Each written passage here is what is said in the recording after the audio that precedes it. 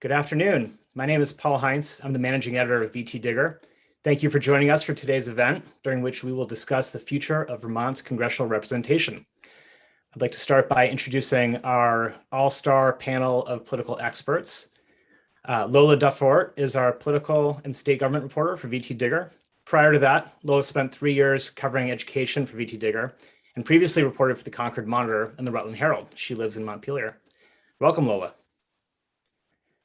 Thanks for having me.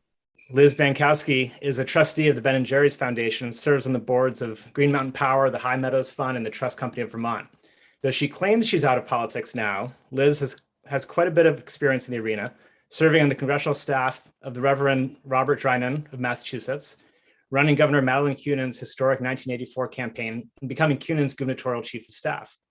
Liz also served on the transition teams of President Bill Clinton and Governor Peter Shumlin. She lives in Brattleboro. Welcome, Liz. Nice to be here. Dennise Casey owns and operates Casey Inc., public affairs, media, and communications firm. She also claims that she's retired from politics, but I don't believe her. Dennise worked for all 4 of Governor Jim Douglas's gubernatorial campaigns as field director, deputy campaign manager, and twice as campaign manager. She also served in a variety of roles in the Douglas administration, including Secretary of Civil and Military Affairs, Deputy Chief of Staff, and Communications Director. She later worked for the Republican Governors Association. Dennise lives in South Burlington. Welcome, Dennise. Thanks, Paul. Thanks for having me. And our final panelist is Julia Barnes. She is a Burlington-based political consultant who works with progressive candidates and advocacy groups throughout the country. Julia has held a number of leadership roles within the Democratic Party, including as state director of the Vermont Democratic Party. During the 2016 presidential primary, Julia served as New Hampshire state director for Senator Bernie Sanders, helping him win the state 60 to 38%. And then she served as national field director for the Sanders campaign. Welcome, Julia. Thank you. Happy to be here. A number of our audience members submitted questions in advance of this event, and we'll be posing them to our panel. If you come up with questions while watching, please share them in the chat on our YouTube page, and I will try to get to them. We will start by acknowledging the elephant in the room. Within the next few years, Vermont's congressional delegation is likely to look a little bit different than it does today. Senator Patrick Leahy, who's 81 years old, has said that he'll decide within the next few months whether to seek a nearly unprecedented 9th term next November. Already the 5th longest serving US Senator in history, he'd set a new record if he served out that term. Senator Bernie Sanders, who just turned 80, has served in Congress since 1991. He's up for re-election in 2024. And Representative Peter Welch, the whippersnapper of our delegation, is a mere 74 years old. He's up for re-election every 2 years, and he's widely expected to seek a seat in the Senate if one becomes available. Quick disclosure, I used to work for Peter Welch for about 2.5 years as his spokesperson about a decade ago. Together, these 3 men have served a combined 93 years in Congress. To put it another way, I'm 37 years old, and the year that I was born, one of these men was already in the US Senate, one was mayor of Burlington, and one was minority leader of the Vermont Senate. In recent months, those of us who follow Vermont politics have been particularly focused on Senator Leahy's plans, and so have up-and-coming politicos. Diane Derby, who until last week served as a field representative for Leahy, wrote in a commentary for VTDigger yesterday, quote, "It is apparent that there is a strong pool of congressional hopefuls waiting, some more eagerly than others, for a signal. My inbox is a pretty clear indicator of that," unquote. So we will get right to it and ask the question that everyone is asking, and then we'll quickly move on from that question and tackle more substantive matters. Lola, why don't you start us off? What are you hearing about Senator Leahy's plans? Will he or won't he run for re-election next year? I'm generally hearing that that is unknowable at this point, although it is the subject of wild speculation among Vermont politicos. I had one conversation with someone who was certain that he would not run again, and then they called me back 5 minutes later with this new piece of information that they thought indicated that he absolutely would be running. And a lot of people take him at his word when he says that he hasn't decided yet, and it's very possible that this is still unknown to the senator himself. Julia, what are you hearing? And is your inbox blowing up much like Diane Derby's? Yes, a lot of people are talking about this right now, but this is also the same kind of conversation that came up in 2018. It came up when there was a slim chance that Bernie would be nominated as the labor secretary. I think it's indicative that folks are really interested and obviously invested in how our federal delegation shakes out. But I think the thing that I think is important and that I'm sharing with people that I talk to is that the chatter means very little at this point in time. If Senator Leahy decides to run again, his continued service in the Senate will be critical to any chance of retaining a functional Democratic majority in the Senate. And additionally, his leadership on appropriations means additional influence for Vermont as a state and for our values, combating climate change, dealing with the pandemic, embracing economic systems that work for everybody. The sands are rapidly shifting in Washington, and Senator Leahy, like most Senate Democrats, are in crucial position for the country at large. And are going to play a critical role in moving forward the extremely popular Build Back Better agenda. So I think that Senator Leahy's head is exactly where it needs to be. I think that his focus on the really, really important work that's happening in Washington is paramount to speculation. And I think regardless of how we speculate, nobody is going to be able to determine what the immediate future holds. So putting aside the question of will Leahy run, Liz, I'm wondering if you could tell me whether you think he should run, or do you think that it's time for new blood in the delegation? So I approach that question as the one person here who is a boomer. And so the conversation is very much part of my own personal life and how I've been thinking in recent years, which is much different than the way I thought 5 and 10 years ago. And so my question, not just for Senator Leahy, but also for Senator Sanders and for Congressman Welch, is when is it someone else's turn?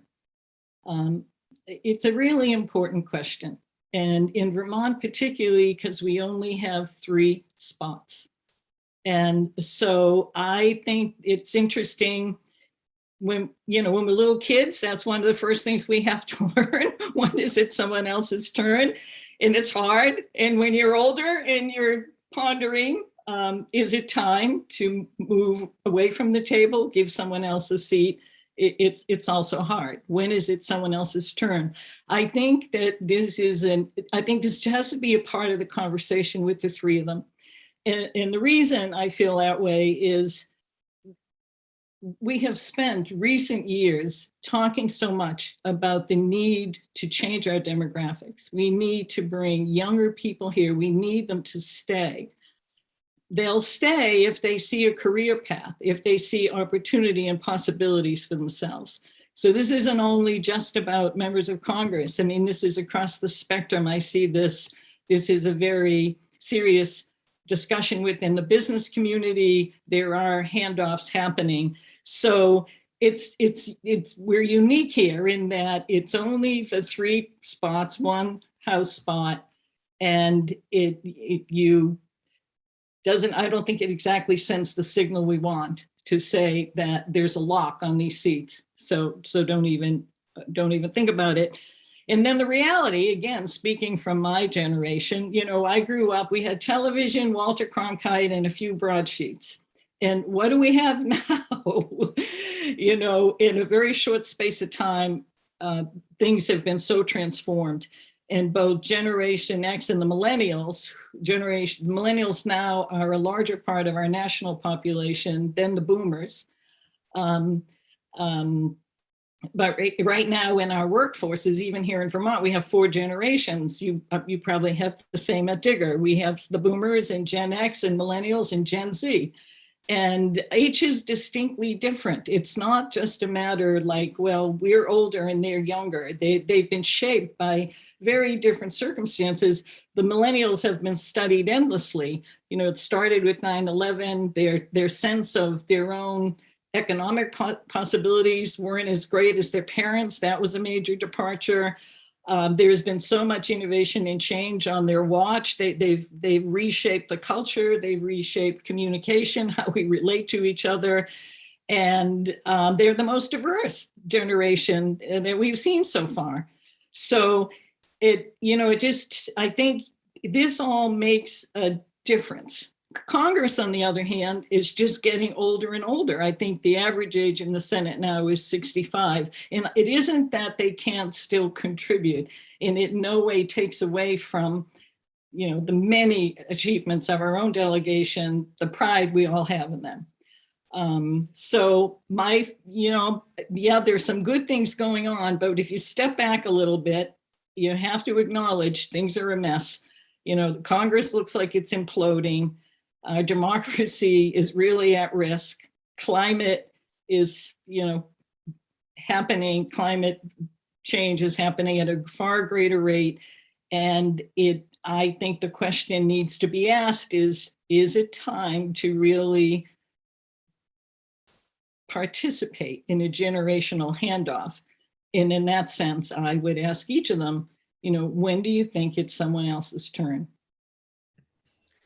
Dennise, what do you think? Senator Leahy is the president pro tem of the Senate.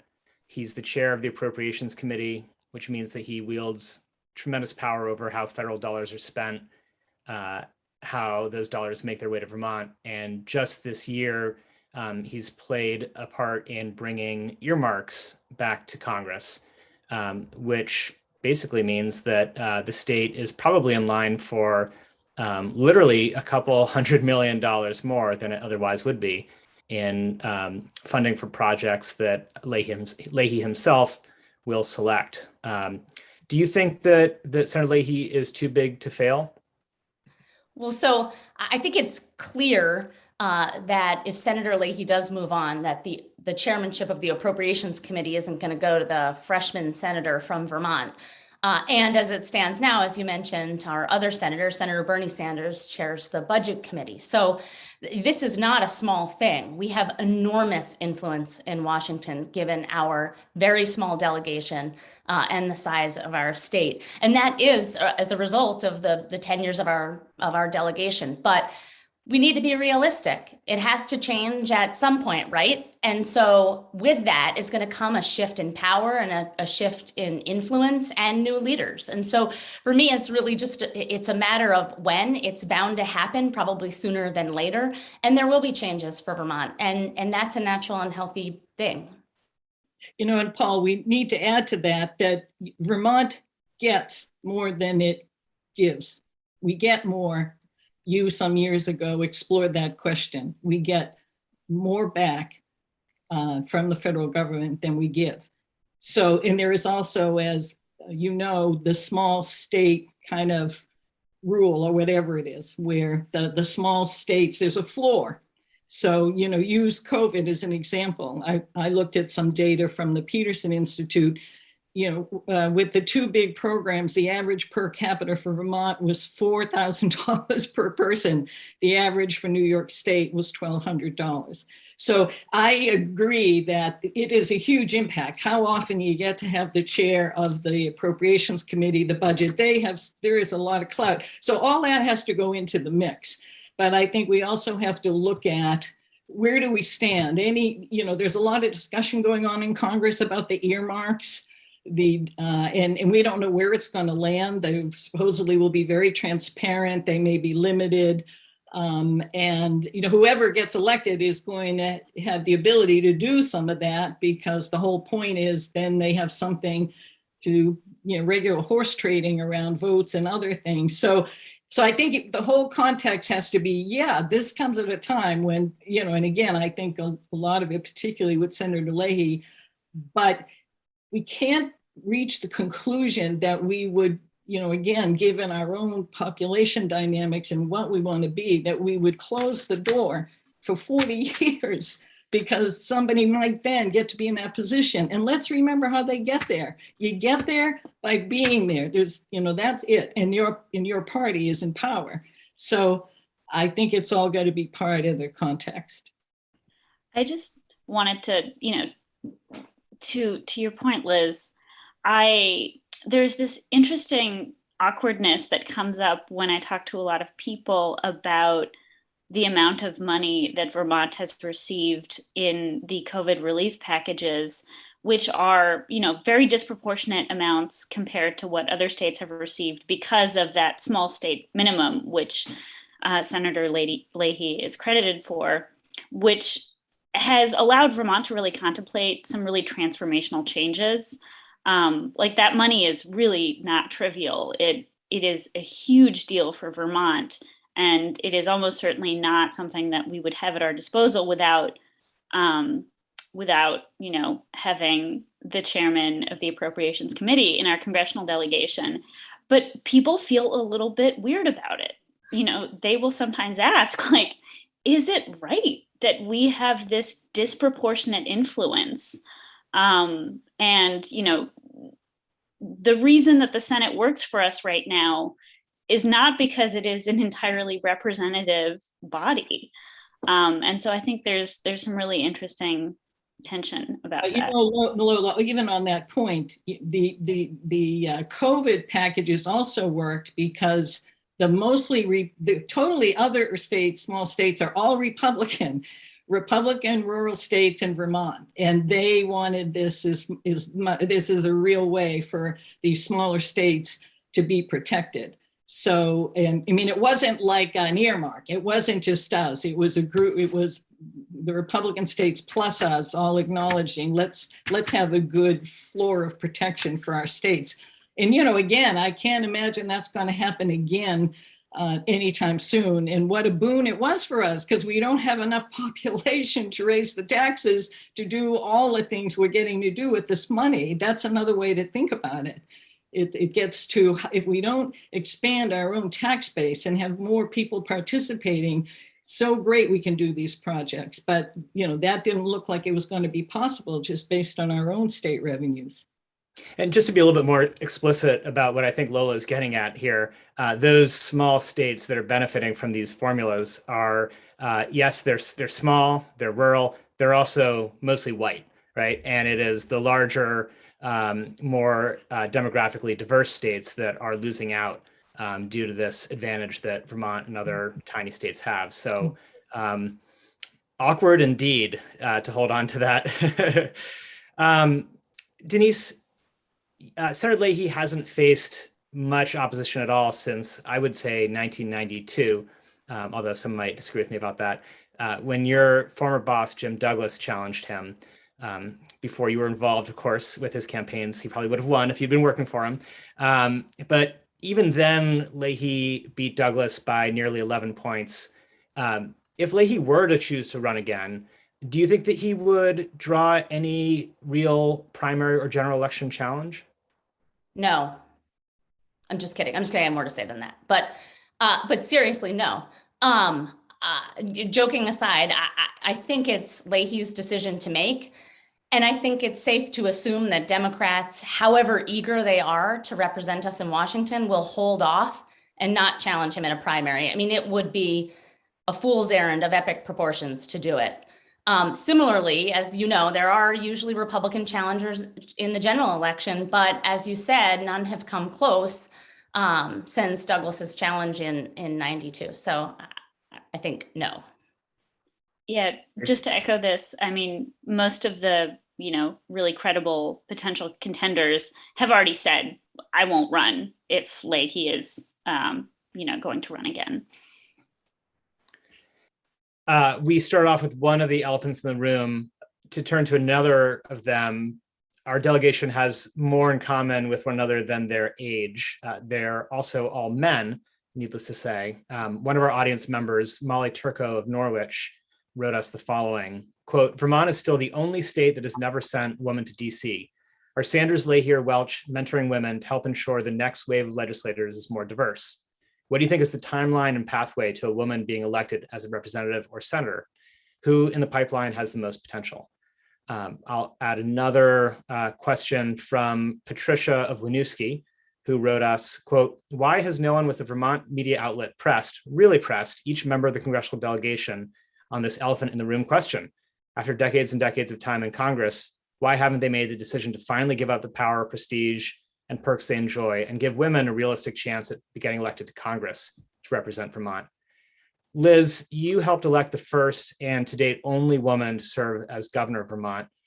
Why do you think the state has had such a poor track record of electing women to statewide and federal office? And do you think that would change if there is an opening in the delegation? Well, there are few on-ramps, and really in terms of Congress, there's none. We just talked about, Senator Leahy's got a lock on the seat, and as does Senator Sanders, as does Congressman Welch. And, on the other hand, we have about, we're like 8th in the nation in gender equity in our legislature, with about 40% of women serving. And we have a very robust pipeline. It isn't a lack of talent or ambition. There are a number of potential women candidates, pretty sophisticated about all this, but they don't have anywhere to go. And just to deviate for a minute, but it's so pertinent on this whole issue. I don't know if you heard it reported on the news this weekend. There was a study just out of Tulane University, and the finding was that girls are being socialized to lose their political ambition. And it's the experiment they ran is they asked girls starting at age 6 to draw a picture of a political leader at work. And when they did that, 52% of them drew women. When they asked them again to do it at age 12, 25% of them drew women. So what happened? The bottom line is you can't be what you cannot see. And this is an issue we don't identify enough, the need for this change in our own state. You can't be what you cannot see. So, again, we do have a group of women. Representation does matter. True representation. It's not exactly what we've got right now. And it is, it has to do not just with women. We're all in all our organizations steadfast in our determination in our DEI, our diversity, equity, and inclusion work. And we know it's not like enough to play lip service anymore. It's not like you can say, oh, I get it, I'm your ally. It's not good enough. And I think it's the same. We have a number of women, I think. It's nice to have others speak on their behalf, but they're quite able to speak for themselves. And I hesitate about providing a list because a list sets limitations. But I think it's so important that we highlight that we do have this robust pipeline. And I'll ask Dennise to add other names, but the obvious ones, and we know them, Becca Ballant, who's our Senate Pro Tem, Molly Gray, who's our Lieutenant Governor, Jill Krowinski, who's our Speaker, Keisha Ram, who's a Chittenden County Senator, Sue Minter, who ran for governor a while ago and is the Executive Director of Capstone Community Action, and then people like the former GMP CEO Mary Powell. Everyone I just mentioned has got sterling credentials. And women's credentials usually have to be the gold standard. So, again, and Dennise, from your perspective, wouldn't you say also that we've got a pretty robust pool? Sure. I like lists because I think they force us to think outside the box.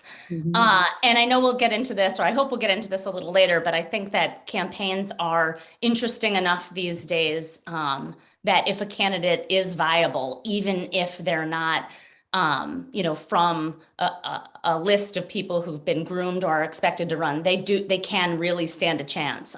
But that said, I'll just add a couple of names. What about Agency of Natural Resources Secretary Julie Moore, Commerce and Community Development Secretary Lindsay Curley? Governor Phil Scott has 3 bright women leaders who are very young on his senior staff. Brittany Wilson, Deputy Chief of Staff, Kendall Smith, who is a policy advisor, Rebecca Kelly, communications. There's Jay Pershing Johnson as well. So these are, I don't know about their interest in running. I've not had conversations with them. I don't think that matters at this point. I think what really matters is that these are strong, smart, respected women leaders. And it's nice to see them in public service where they can begin to see themselves as potential candidates for office. Lola, I wonder if you could tell us what you're observing out there in the world of Vermont politics about who is really actually making moves right now to prepare themselves for the possibility of a vacancy. We've named a number of people who could be real contenders, but are you getting the sense that anyone is really actively campaigning right now, or sort of forming proto campaigns to prepare for the possibility that there might be a vacancy? I mean, I think the first person that people think of is Molly Gray, who is acting like a candidate in every way except for declaring the fact that she is a candidate. I think Becca Balint obviously also comes to mind. She has said that she would almost certainly run if Leahy did not. And Keisha Ram is often also floated as a possibility. I think those are the three that are most likely to run. Jill Krawinski is also, considered a possible future candidate, but it's almost certain that she will not run for Congress, especially, or at least not in, the next cycle. Julia, I'm going to give you the big bucket of cold water to dump on this conversation, if you so choose. You've worked on a lot of campaigns. You know that it takes quite a bit to run for Congress. Money, trained staff, media training, digital savvy. It's not the kind of thing that you can just, just because your name is on a list doesn't mean that you are ready for, a pretty tough challenge. So I'm wondering if you could kind of describe some of those barriers that any candidate would face, of any gender, of any background. And I wonder if you think that might whittle down the list of potential candidates. Yeah, thanks. I think it will absolutely whittle down the list of potential candidates. I want to, couch my comments by saying I think that the list that we've discussed today that Liz and Dennise brought up is a great starting point. But this is, running for federal office, running for Congress, whether it be Senate or the House, is an undertaking of massive proportions, of which I think a lot of Vermont politicos don't have a realistic sense of what that endeavor looks like. Not only does it require an extensive amount of fundraising, but the way that we communicate with voters is shifting really, really dramatically and even faster since the pandemic. So modern candidates and modern congressional candidates really need to be well versed in new and innovative ways of voter contact. This is not the kind of race that you're going to win on lawn signs and honking waves. This is the type of race that you're going to have to invest real money in digital acquisition and persuasion. You're going to have a really well synthesized and shared brand that is going to allow voters to identify your values, particularly in a crowded primary. And additionally, you're going to need to find the kind of alliances at the national level that will help make sure you're able to fund an endeavor that, despite being a small state, is going to cost a lot.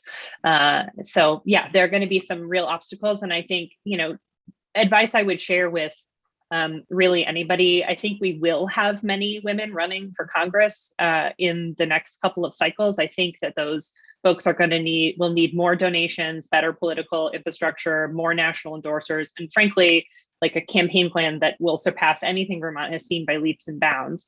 So what I am saying to everyone who is thinking about it is it's time to level up your political game and start thinking about how to position yourself now. And how should they contact you to hire you to run their campaign? You don't have to answer that. Dennise, I'd love to hear you elaborate on that a little bit. And I'll just note that it's been 16 years since Vermont has had an open congressional seat. So that was 2006. That was just a few years into the Iraq War, which was sort of a major issue at the time. And campaigns have changed enormously since that time, as Julia has noted. I wonder if you could tell us how else are things different, and what you think someone would need to be prepared for to run. Sure. I mean, everything Julia just said. And, when I think about this and what Vermonters are going to experience, it's like, hold on, you haven't seen anything yet. I mean, that really is the truth. You know, the one important point I would add to what I thought was really spot on by Julia is that, you know, we are not, you know, campaigns are not determining the likelihood that you'll support a candidate any longer based on your previous voting record or whether or not you signed a petition at the Addison County Fair and Field Days. They know what car you drive. They know which credit cards you have. They know where you live. They know where you shop. They know what you like on Facebook. They know the ads you click. They know the Insta posts. I mean, this is scary, the level of information that micro-targeting and really smart campaigns are applying. And just like those Facebook ads that get you to buy those shoes that were made out of water bottles, they just stalk you with targeted information. So really, it's impossible to overstate the savvy that will be applied to these campaigns and the amount of money that will pour in. Consultants, you know, highly skilled consultants are $25,000 to $50,000 a month just to get them on board. You know, this is sort of the big time. And with the balance of the Senate at stake, even though this is little old Vermont, this will be a big, big race because it should be, one would think it should be a safe Democratic seat, but they won't take anything for granted. So, you know, I would just say gone are the days of the honkin' waves and the milk bowl. And folks are just sitting behind the computer, manipulating, compelling voters to like a candidate. So one little bit counter thinking to that, I've never understood why you can run successfully for governor for what, 400, 500,000 now, which is a lot more, but it's going to cost you 2 million or more to run for the same number of votes in the same state. And one of the things about this is these campaigns that are driven by Washington are ridiculous. And yeah, I've seen it even play itself out here when people running bring in all the Washington consultants and all the Washington, everything you have to do. And you're in this ridiculous situation. And oftentimes with state races, they're out of touch. So I think, yes, it'll be formidable. The money thing will be real. But I almost feel the first bit of advice I would give a woman candidate is don't let the Washington consultants drive what you're doing, because in Vermont, you still have to get around and do all of those. Yeah. And I agree. And I agree to that to an absolute extent, but you're talking, there's also like a level of specialty that just doesn't exist in Vermont in terms of what people can do. So I think that there's like absolutely an argument to be made for not centering your campaign around the ideas of Washington consultants by any means. But I will also say that you're going to have a hard time finding a reliable pollster that lives in lives in Addison County. You know, way back when I ran a campaign, I reached right into Boston for a top-notch political consultant. Right. It wasn't, you know, and everybody does that. And there's some criticism. Why didn't you hire all Vermont? But yeah, so there's a balance, I think, is the point. Yeah. Yeah. There's also, you also have to think about the need for investment in a modern campaign is not just about finding like a digital operation that can track you based on whether or not you bought a Prius. It's also about making sure you're investing in enough people resources that you can have a real organizing team in the state. You can see as many ads as you want on television or on Facebook, but the truth is that relational organizing and talking to your neighbors is still fundamentally the most important way for voters to be reached by these campaigns. And a good field staff and a good infrastructure is worth investing in, and it's expensive. So sticking with the theme of money for just a moment, Representative Welch, I think is, like I said earlier, widely expected to run for the Senate. If there is an opening. He has not said that. He's very good at dodging that question when you ask him. He has quite a bit of money in the bank from his congressional campaigns, and he would be in a position to raise money really quickly given his existing connections in Washington. I wonder if you think that and I'll direct this to you, Julia, to start with. Do you think that is too much to overcome as a challenger? Do you think that Peter Welch would have too much of a leg up if he chose to run for a vacant Senate seat? Or do you think that he might face some real opposition from those who would argue that someone who's a woman or someone who's younger or someone who's a person of color should be representing Vermont instead in the Senate? I think that anybody that would seek to challenge Congressman Welch in that matchup would have to take some serious pause. Not only does he already have the advantage of being able to create a good pool of fundraising for his campaign, but he's also extraordinarily popular in Vermont. He is the person that is demonstrating right now the kind of values and coalition work that we need in Washington. He's doing this with the reconciliation bill and the infrastructure package. He was one of the few members who met with President Biden yesterday and has been absolutely shepherding some extremely popular legislation for a very long time, including lowering drug prices. I think as we're also have to evaluate, people would also evaluate that, and smart potential candidates would evaluate what impact they would have, not only on the immediate race, but also on their future potential, were they to undertake a primary that would challenge such a popular congressman, also while Democrats are holding such razor-thin majorities. So bottom line, I think that Peter Welch is so popular. He does an exceptional job for Vermonters. He is the embodiment of the progressive values that I like to see in Washington, and he has the best chance of winning a contested race, hands down. Julia, I would just add to that. He's also the most accessible member of our delegation. So even though he's busy, he travels to Washington, he's still back home at least some part of most weeks. He regularly attends events when his schedule permits. He's genuinely curious about things that are going on in Vermont. You see him out and about. He's responsive when there are issues that folks want to raise to him in a way that our senators simply aren't. And so I think that that's another distinguishing factor for Congressman Welch that will play very well, whatever he decides to do. Agreed. He's a testament to his office, and I think anyone who is looking to make their way to Washington would be wise to give it serious pause if it meant going up against Congressman Welch. I'll just play devil's advocate for a moment because I think that much of what you guys have said I would agree with, but though he has served in Congress for 16 years now, he has not faced a real campaign in all of those years. And arguably he has perhaps forgotten how to campaign hard in that time. Do you think that would be a challenge for him, or do you think that wouldn't really matter? And I'll put that question to Liz. I don't know.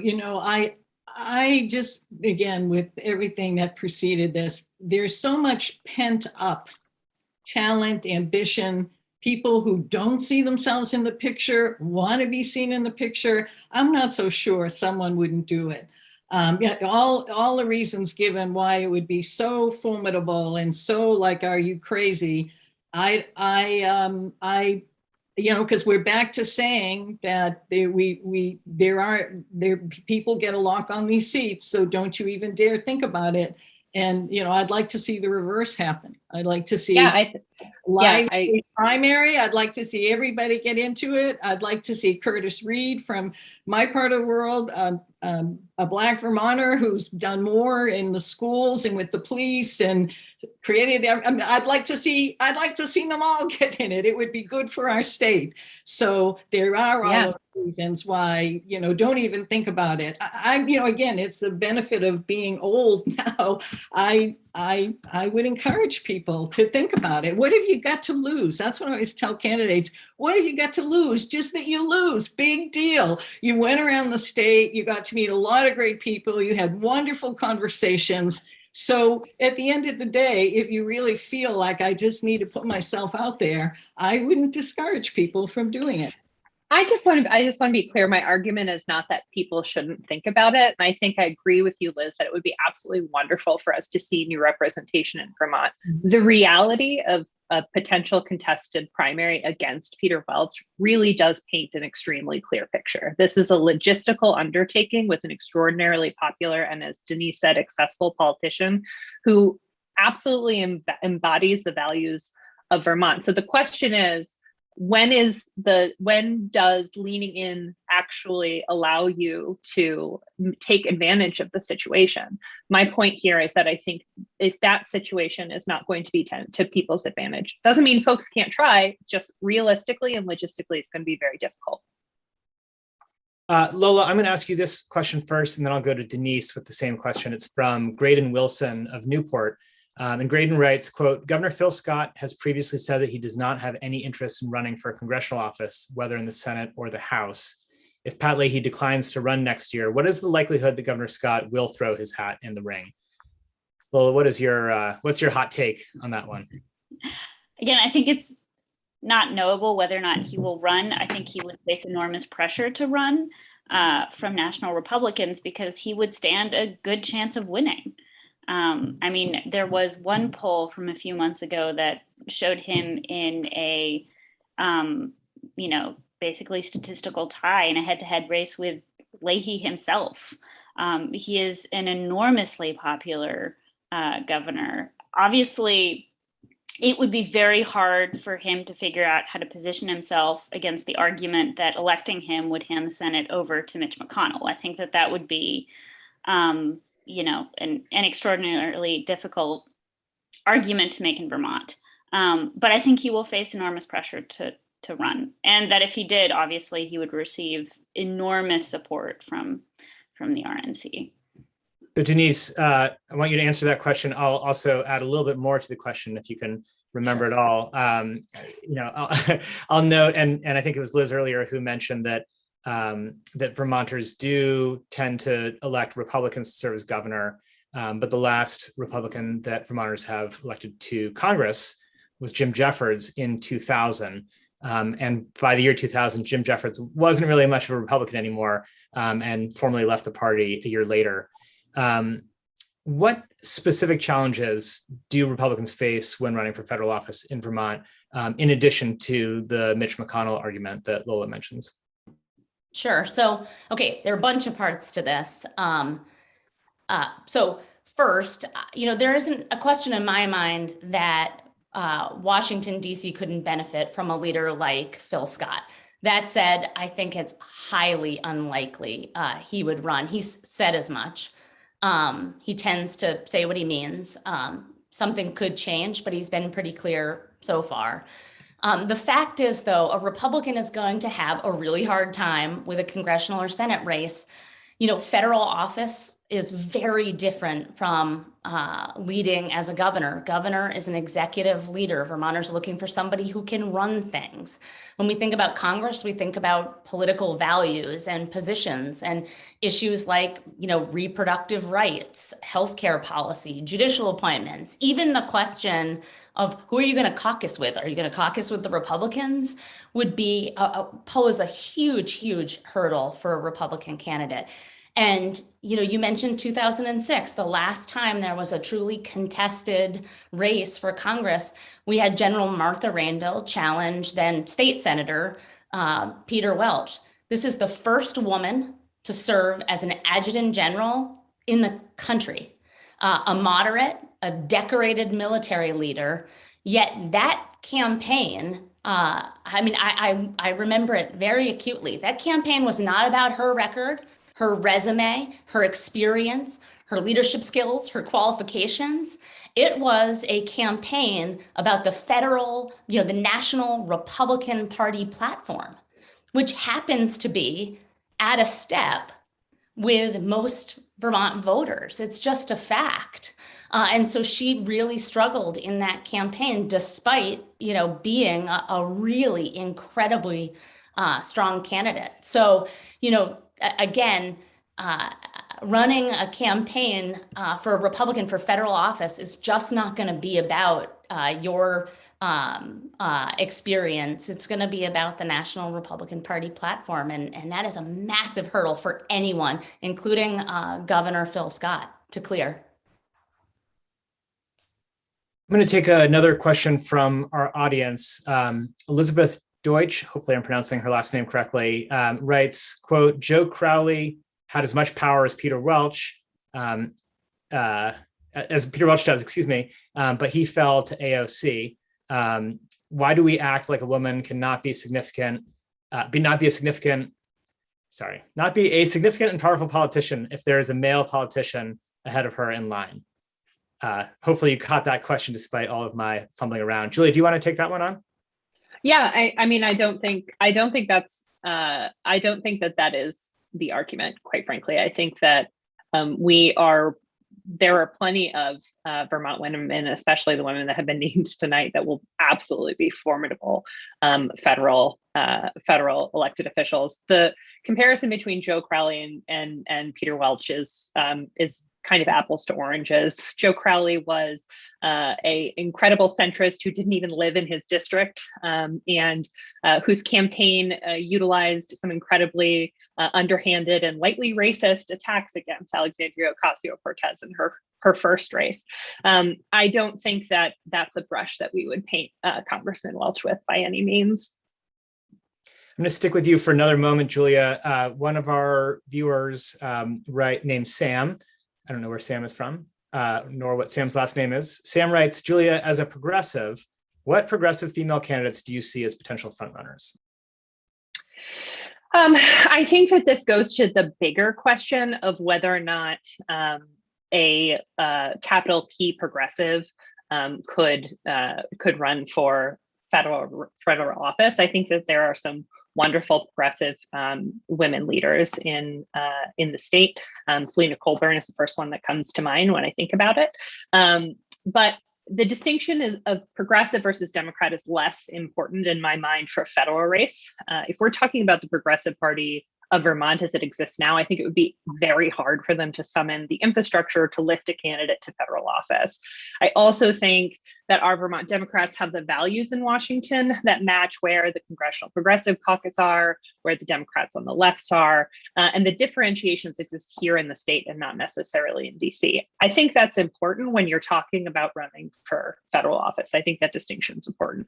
Additionally, on the spectrum in Congress, a progressive and a Democrat would be in the same caucus. It's just a differentiation of parties we have here in the state. And logistically, I think a Democratic nominee would have many resources to rely on in a contested race that would not be available to a progressive. I also think some of the success we've seen of progressives running for statewide office has been based on the alignment with the Vermont Democratic ticket.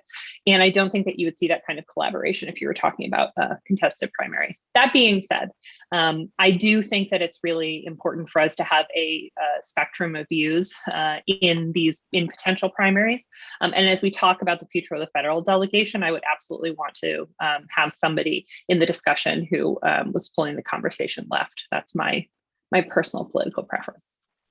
I also wonder whether the conversation might be a little bit different in 2024 if Senator Sanders were to retire at that time. Not to get too far ahead of ourselves, but obviously as probably not probably as the most prominent progressive, lowercase p progressive in the country, I would imagine that there would be a significant movement within Vermont to ensure that he was succeeded by someone equally progressive. But I wonder if maybe that wouldn't be as much of a factor if Leahy were the first one to retire, but who knows.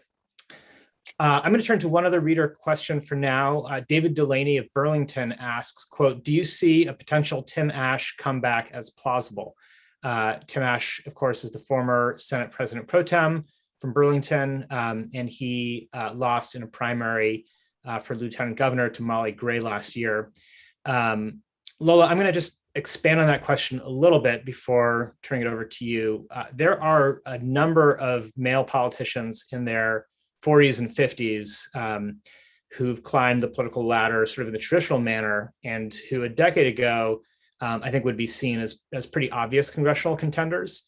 So ones that jump to my mind, at least, are people like Attorney General T.J. Donovan, former Lieutenant Governor David Zuckerman, who ran for governor last year, former House Speaker Shap Smith, and Tim Ash. Do you think that they're out of the running due to their demographics? Or do you think that we could see some of them playing a role in these races as well? I don't think they are going to play a role in this next cycle in terms of the congressional races. I think TJ Donovan is widely seen as a potential contender for the governor's office, but he has indicated he's not interested in Congress, and has also said that he would like to see a woman run. I don't think that being male precludes any of these men from running and even potentially winning one of these races, but I do think it just makes it more awkward, right? Because it is a stated value of their party now to see more female representation. So it is a question that they will have to answer, and it could be a difficult question to answer, but I don't think that it knocks them out of the running.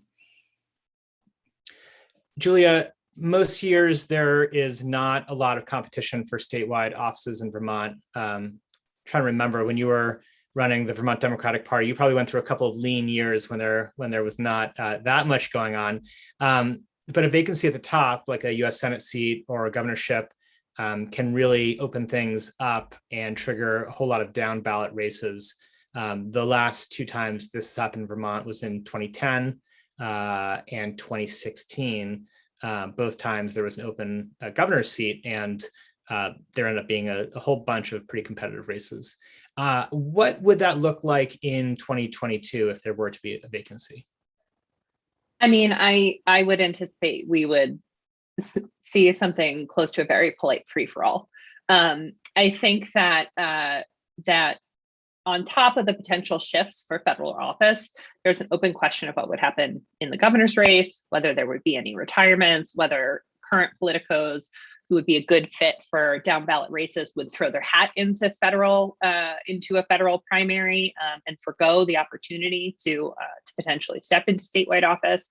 I can't speculate on who's going to do what, but I would say that anybody thinking about a statewide race or a down ballot position in Vermont could have a really opportunistic 2022 to get there. And my universal advice is start getting your ducks in the row, because if it's not this cycle, it may be the next one. And I think that folks should be ready. Lola, I think it's plausible that if there's a vacancy next year, you could see the sitting Senate President Pro Tem, the sitting Lieutenant Governor, and a number of sitting state legislators running for higher office during the 2022 legislative session. How do you think that would affect legislative business?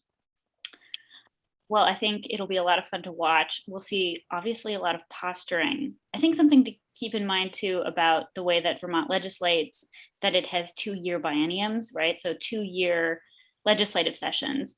And quite often, the hardest stuff gets punted to the second year. And we're coming up on the second year of our biennium. And that is going to coincide with what could be a really massive election year, where we have all of these people finally vying for seats that, are open for the first time in a long time. And so we're going to see these two things converge, which is all of the hardest conversations happening at the same time as everyone is running for office. And I think that's going to have profound impacts on what does and does not get through. Something that has been flagged for me by multiple people is the fact that we have punted a conversation about a pension overhaul to next year.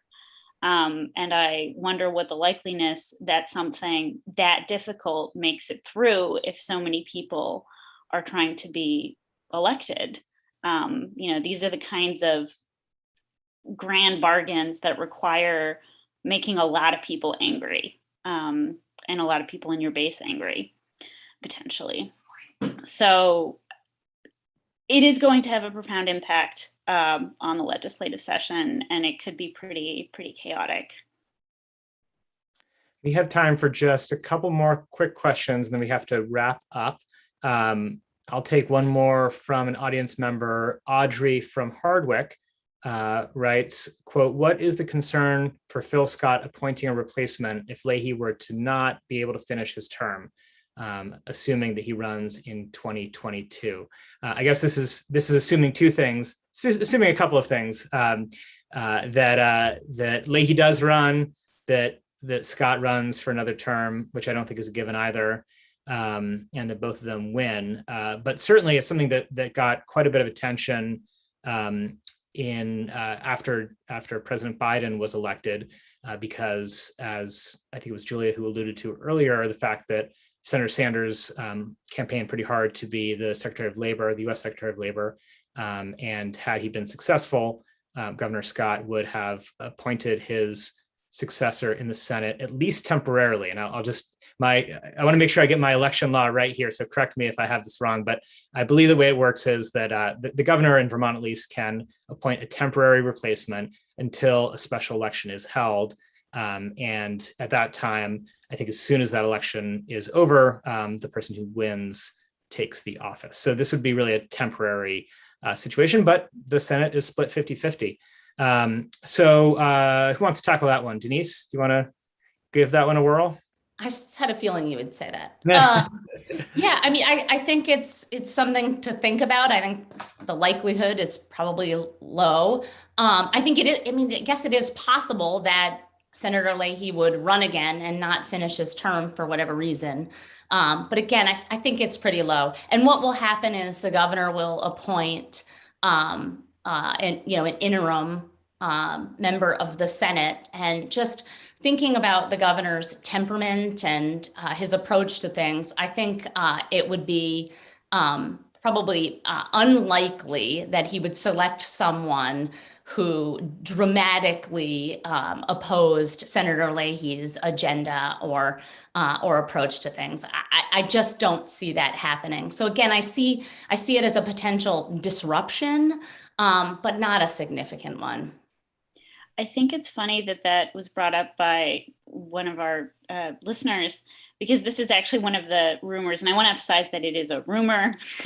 Maybe it's highly implausible, but one of the rumors floating around in Vermont politics right now is that Leahy may actually run again, but then step down in 2 years once he's, appropriately groomed a successor, and he'll time this to, be in line with the presidential race so that this isn't happening during the midterms. But again, I want to emphasize this is not meaningful information. It is That's some serious galaxy brain kind of exactly. From people who I think are spending a little bit too much time, more time even than we are, pondering these questions. I would like to end on this note. I'm going to ask each of you, although I'm not going to ask Lola this question, because Lola is an unbiased reporter with no thoughts or feelings or lived experiences that could possibly affect her work. But I'll ask the other three of you, what do you want to see next year? What would be an ideal turn of events, if I could ask that question? And Dennise, I'm going to throw this at you. Sorry.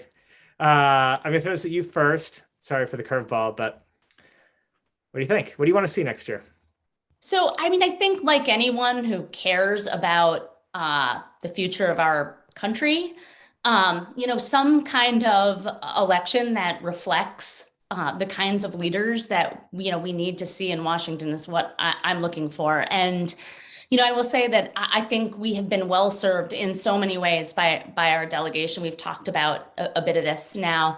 But I will just say, maybe as the resident moderate, that we need bipartisanship, we need compromise. I know some people think that's a 4-letter word, but we need it, and we need to be able to make progress. And so when I hear people sort of talking about, exasperated by the sort of state of affairs, and then they make these really overtly partisan comments, it's just sort of like, okay, it's more of the same. So for me, I'm looking for a leader that will, bridge divides, march towards progress, and be willing to take the slings from the pundits on cable news to make it happen. Julia, you're up next, and then Liz. I think regardless of what decisions are made by either Senator Leahy or Senator Sanders about their future, I'm looking at this from what I am experiencing right now. Currently, the climate in Washington around really critical and extremely popular funding that is going to be absolutely life-saving and life-changing for people in this country is being held hostage under the name of compromise. And so what I want to see happen is I want to make sure that we continue to be served by a delegation that holds very, very fast to our values and to the values of Vermonters, which are values of equity, values of justice, values of fairness.